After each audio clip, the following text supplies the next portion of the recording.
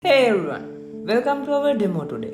I'm Virul and I'm really excited to show you something we have been working on that could change how land ownership works in Sri Lanka. And I'm Hiranya. When we started this project, we kept asking ourselves why should buying or selling a land take months of paperwork? So we built LandChain to answer that question. Exactly. And before we dive in, let me ask you, have you ever dealt with a land registry in Sri Lanka? If you have, you probably already know the pain we are talking about. So here's the thing. Imagine you want to buy a piece of land. Right now, you probably spend weeks, maybe months, going from office to office with a stack of papers, right? Oh, and don't get me to start on the fraud. Hiranya, remember that case we heard about where someone sold the same land to 3 different people? Exactly, and that's just one example. We are talking about people waiting months just to verify if a land title is genuine, fraudsters creating fake documents because there are no central verification, rural communities with little to no access to these services, and overall, a process that desperately needs digitization. These issues aren't just frustrating. They are costing our economy millions every year. But we believe we found a solution that brings transparency and trust into the system. So, what if we could verify land ownership in seconds instead of weeks? That's what LandChain aims to do. Think of it like this. You know how blockchain ensures the permanent and tamper-proof records. We are using the same principle to secure land ownership. Every time land changes hands, it gets recorded on our blockchain ledger permanently. And we are integrating with SLUDI for digital identity, and everything is usable in Sinhala as well, ensuring inclusivity. Now, while smart contracts and AI features are not implemented in the current version, we are designing the system with scalability in mind. In future updates, we hope to include AI-powered features like NLP for document verification, so the system can analyze uploaded documents automatically for authenticity. That's right. Imagine uploading a scan deed and having the system understand and validate its content using natural language processing. That's where we are heading. Let's talk about how this was built. Hiranya, want to start with frontend? Sure. We use React with TypeScript to build a modern interface that works across devices. Real-time updates are enabled through WebSockets. So when a land trans is approved, it updates across the platform instantly. And we integrate Google Map for interactive maps.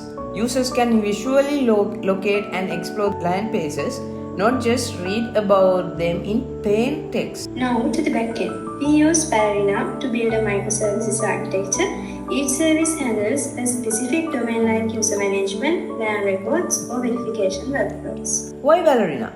Because it built for integration. Everything from WebSocket to database queries is easy to implement and secure. Plus, we use Go for blockchain component, ensuring blazing fast block creation and validation. We also use Redis for caching and MySQL for persistent storage. All data is encrypted using RSA algorithm and authentication is handled via secure JWT tokens. So, who actually use LandChain? There are 3 main groups.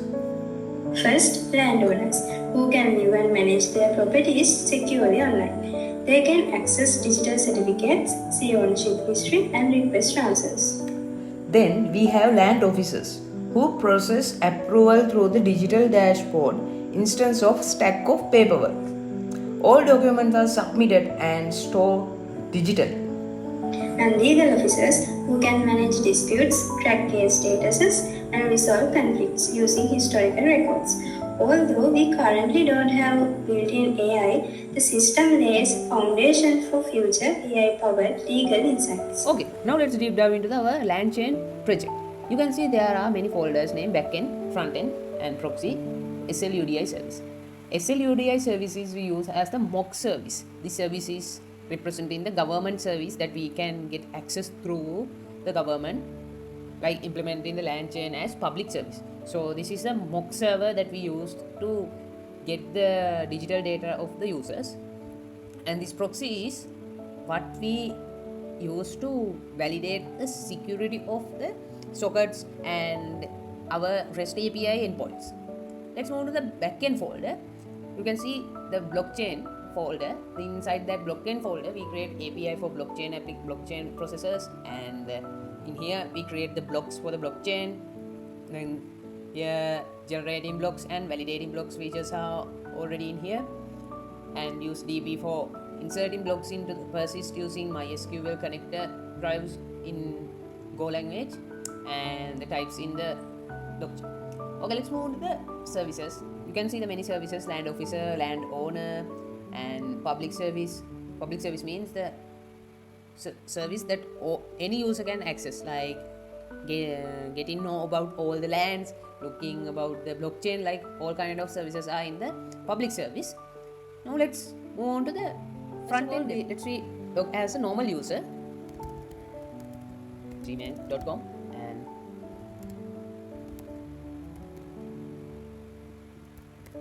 let's look at a normal user.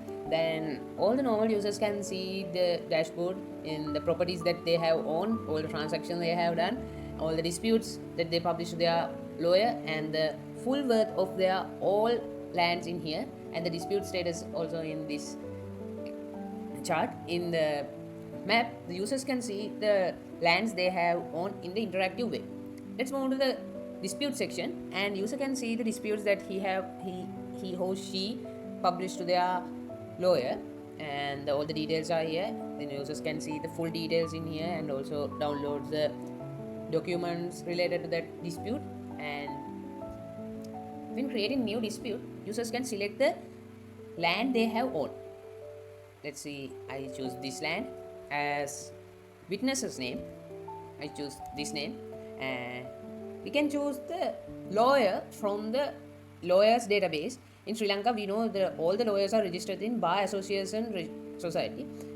Then as we publish this as a public service, we can get the support of government, so we can have access to the lawyers database through them. So like in here also we use as a mock database to manipulate the lawyers database.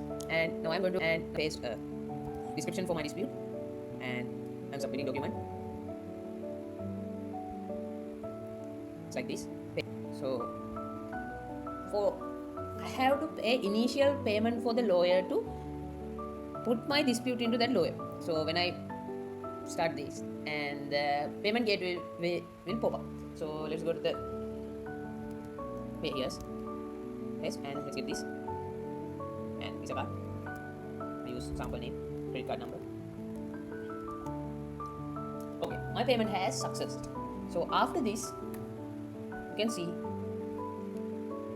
my payment dispute has submitted successfully, and we can see the R. Vijay Surya's dispute has been come to this. Okay, let's move to the legal officer's dashboard. For legal officer, let's look as a legal officer. In here, I'm using legal officer's credential as a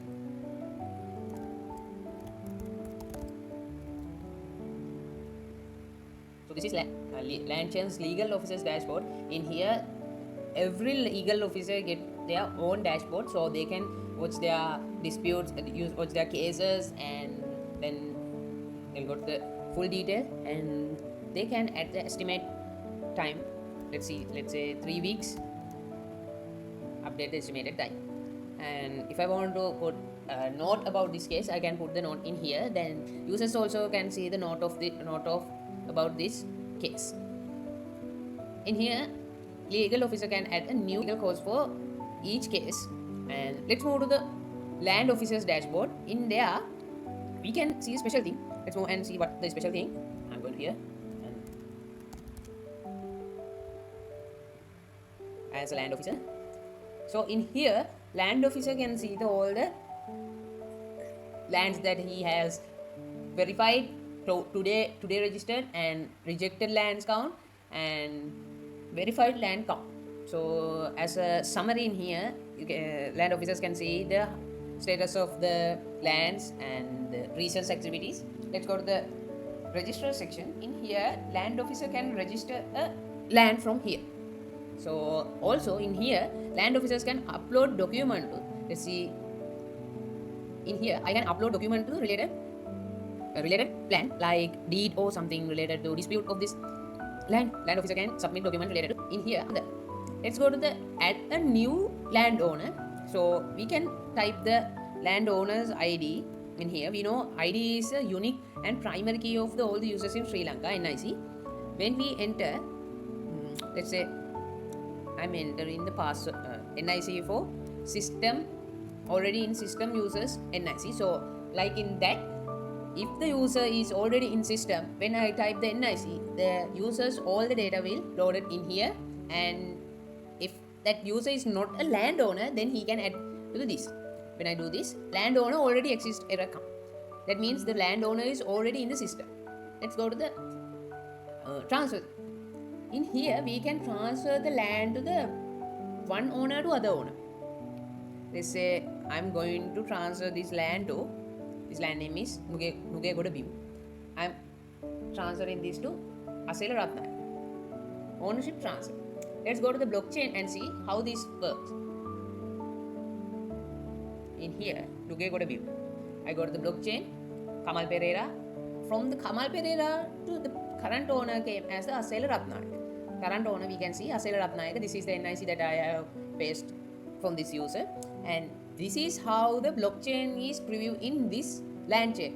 The hash, this hash is encoded with all the current users, the previous owners' data. This block hash is included the verified officer's name, the owner's name, and everything is included in this hash. Like that, all hashes are included, the all data. Thanks for watching. We are Byte Seekers, and we believe LandChain can secure Sri Lanka's land ownership for the digital future. Until next time, remember, once it's on the blockchain, it is there for good.